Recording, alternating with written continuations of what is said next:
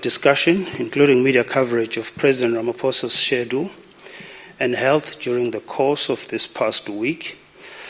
But firstly, I would like to start this session by saying the President is deeply saddened by the passing of Free State MEC of Education, Mr. Tate Magwe, and a member of his security detail in a vehicle accident near Windberg in the Free State early today. The President's thoughts are with the families, friends, and colleagues of the MEC and his protector, and we wish the surviving driver a speedy and full recovery. The President also expresses his condolences to the families of the 19 people who died in incidents on roads in Limpopo on Friday, the 3rd of March. We must all do what we can and need to do to stay safe on our roads. And let me now turn to two topical matters. At issue is the public discussion around the President's schedule. This past week and the President's appearance at a Ntabanyoni Kekelstad event on Friday evening, the 3rd of February.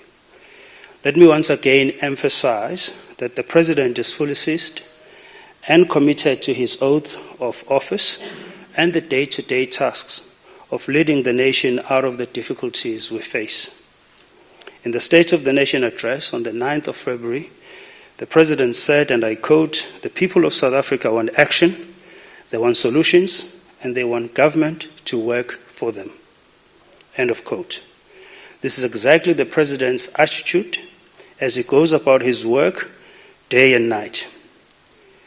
And this is the stance this is his stance as he mobilizes all of government, civil society, and our international partners to ensure that in this year we address the following challenges: load shedding, unemployment, poverty and rising cost of living, and lastly, crime and corruption.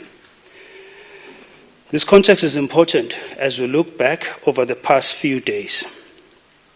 Throughout this week, the President has attended to his duties while treating a common cold. You may recall the President's discomfort was visible during his public appearances as part of the state visit by His Excellency President Yoweri Museveni of the Republic of Uganda. Among the tasks the President undertook this week was continued consultation around forthcoming changes to the National Executive. But contrary to media coverage and speculation on social platforms, there was no plan for the President to announce changes to Cabinet on Thursday, the 2nd of March. As a result, there was no postponement or cancellation of such an announcement.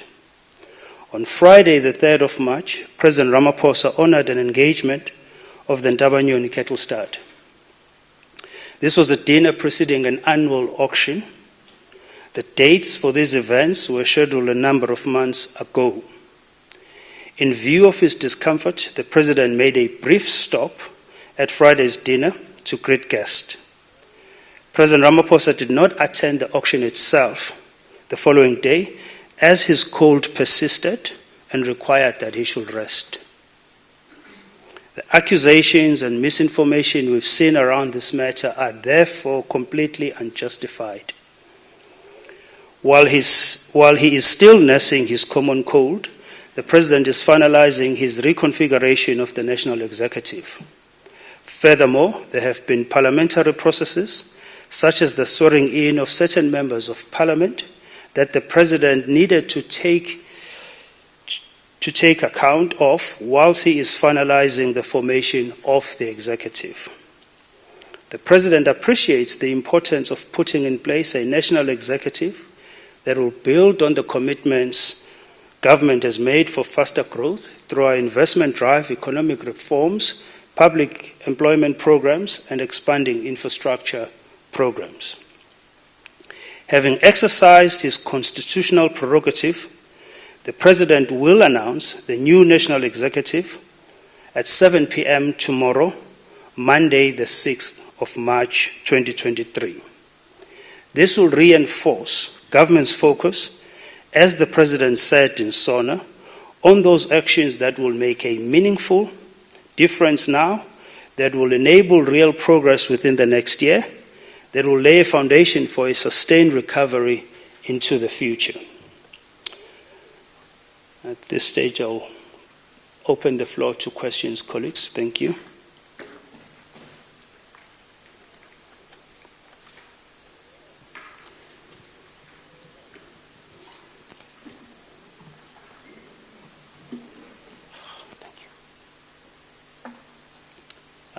Questions?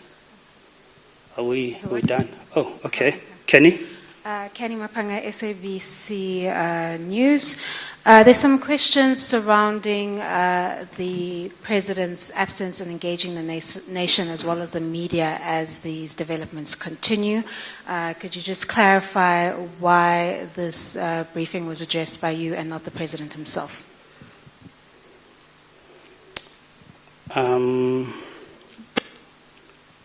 Just repeat that question again, Kenny.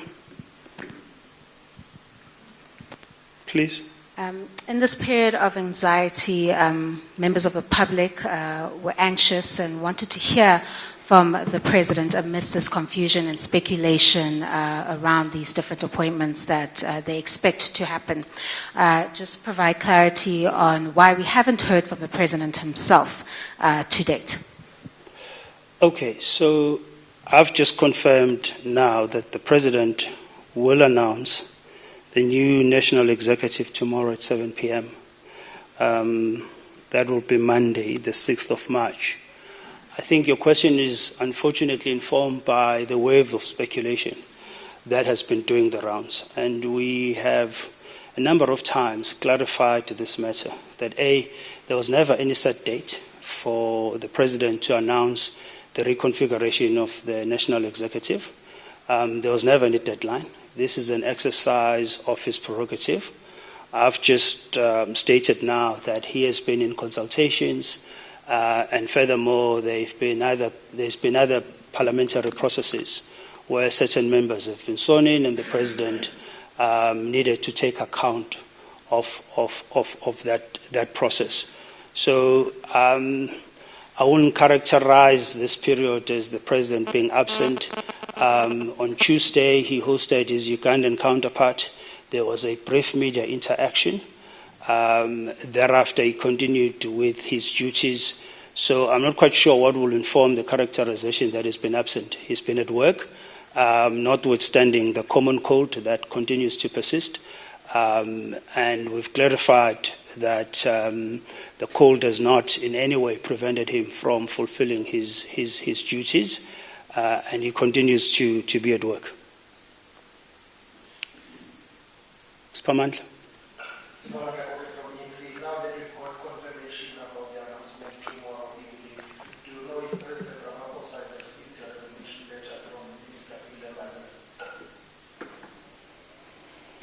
I will imagine that prior to that announcement, that resignation as a standard sort of operating measure and process, that resignation will be on the President's desk. I mean, that process has been an open process. Spamandla.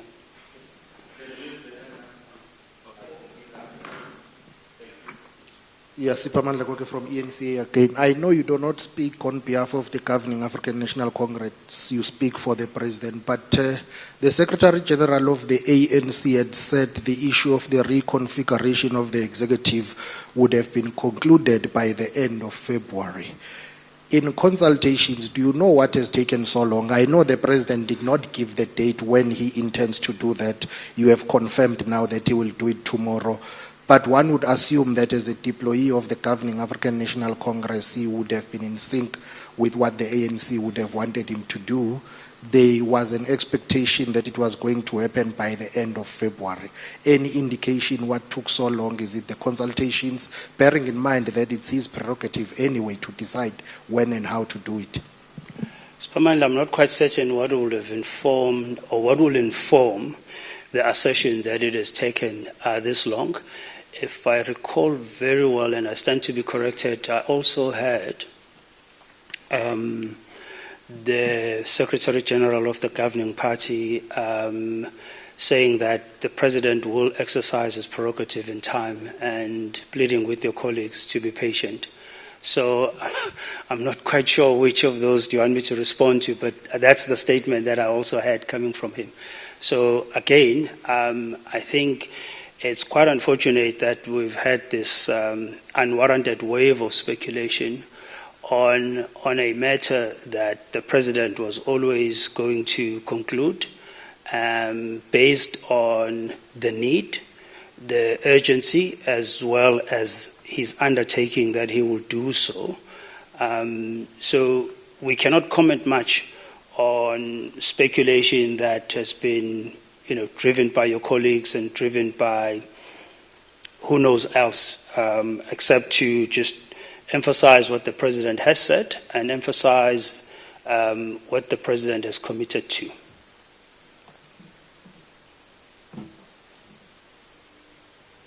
Kenny? Sorry, Vincent, can we also clarify on the SABC board, do you intend to file papers to defend that court action that has been brought to the Constitutional Court by the Media Monitoring Africa? When can we expect that that will be finalized, and what exactly is the clarity-seeking exercise with certain candidates that have been shortlisted that you are seeking clarity on from Parliament? Kenny, because that matter is now in court, I'm going to be restrained in how much I say and I share about it. Safe to say that there is ongoing exchange between the Presidency and Parliament with respect to clarifying the issues that the President flagged as issues in need of clarification, as well as issues of concern from his part.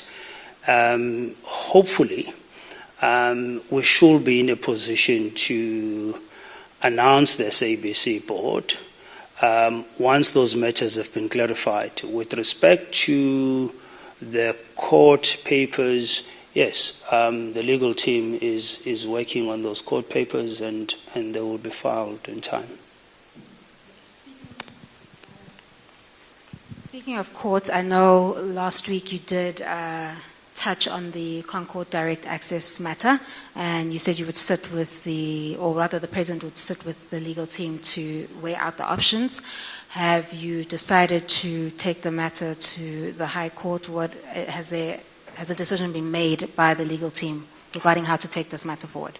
Sure. No, the decision has not been made yet with regard to that matter, but a decision will be made in due course, and we will inform you once that decision has been made, and the necessary processes will ensue after the decision has been made.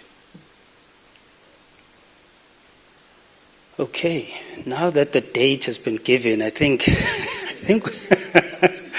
we're done. I think the main story is now covered. Everybody's happy.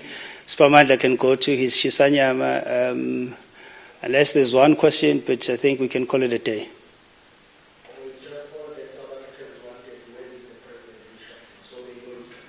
Okay, great. Thank you very much, colleagues. Thank you.